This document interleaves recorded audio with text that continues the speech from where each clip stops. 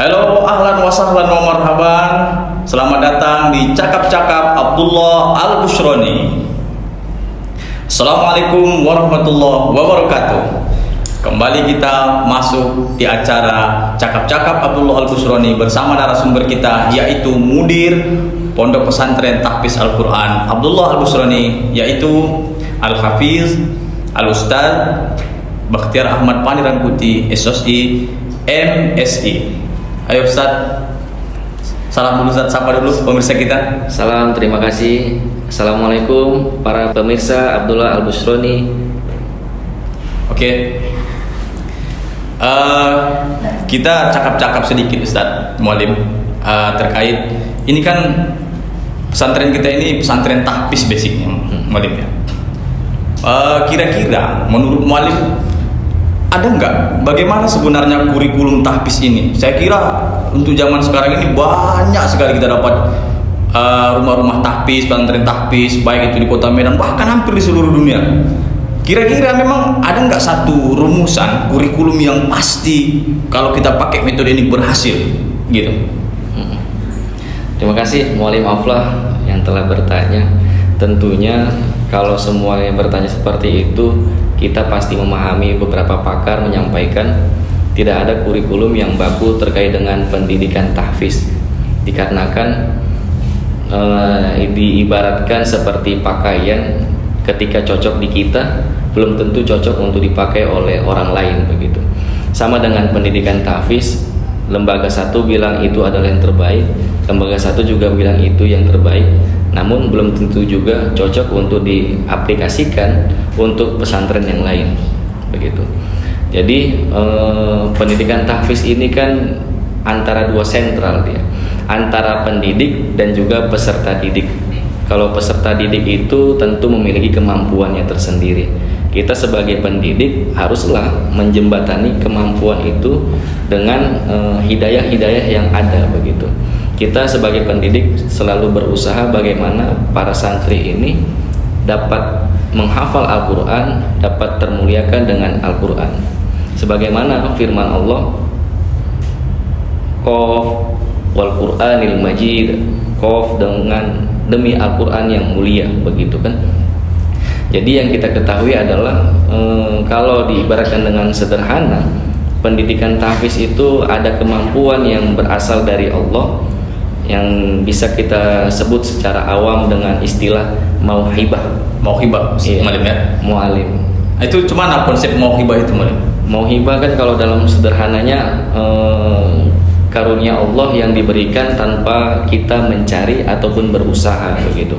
Jadi para penghafal ini memang identik dengan orang-orang yang mendapatkan keniscayaan. Ada beberapa para santri yang menghafal Al-Quran itu dengan mudah untuk menghafal. Ada yang sekali duduk untuk menghafal itu dengan cepat untuk mendapatkan satu halaman misalkan begitu. Ada yang berjam-jam baru dapat satu halaman. Ada yang berjam-jam dia duduk sampai capek, sampai letih, matanya merah juga belum tentu dapat satu halaman dengan lancar begitu.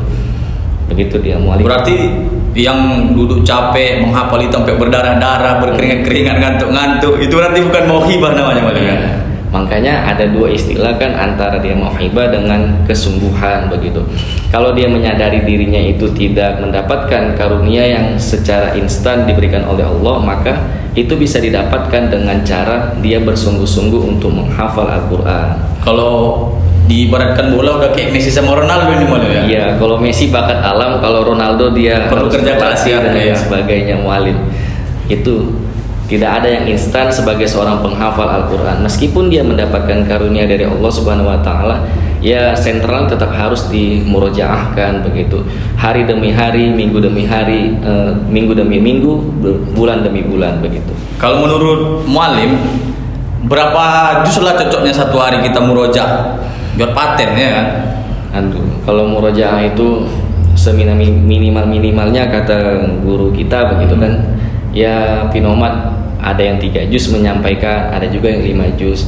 Secara sentral kita harus memahami bahwasanya intinya adalah seorang penghafal itu tidak ada yang tidak pernah mengulang begitu. Ada istilahnya menghafal Al-Quran ini kan adalah seni begitu. Jadi yang namanya seni itu kita harus menyempatkan diri untuk mengasah diri kita sendiri. Jadi semakin kita sering mengasah diri untuk menghafal Al-Quran, semakin terasahlah kemampuan kita itu untuk menghafal Al-Quran. Jadi pinomat-pinomatnya kita harus memiliki waktu dalam 24 jam itu seminimal-minimalnya ya 3 jam untuk memurojaahkan hafalan. Jadi kalau standar dari guru saya dulu minimal 1 juz itu 1 jam ataupun 45 menit, berarti ya dapatlah 1 hari itu 3 juz begitu dalam mengulang hafalannya. Berarti menurut mualim ini yang cocok kan? Karena awak juga dulu pernah nyantri ya kan?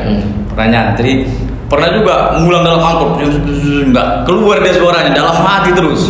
Mana lebih cocok kita, ngulang dalam hati atau ngulang keluar suara itu? Nah itu dia kan? Iya. Kalau istilahnya kan kadang-kadang orang berpikir kita sebagai penghafal ini mulutnya itu komat kamit macam menghafal jimat begitu. Macam mantra ya, Macam mantra begitu. Melihat orang kita komat kamit, kira kita membacakan mantra kepada mereka. Padahal kita kadang-kadang secara tidak sadar membaca hafalan yang ada di ingatan kita begitu.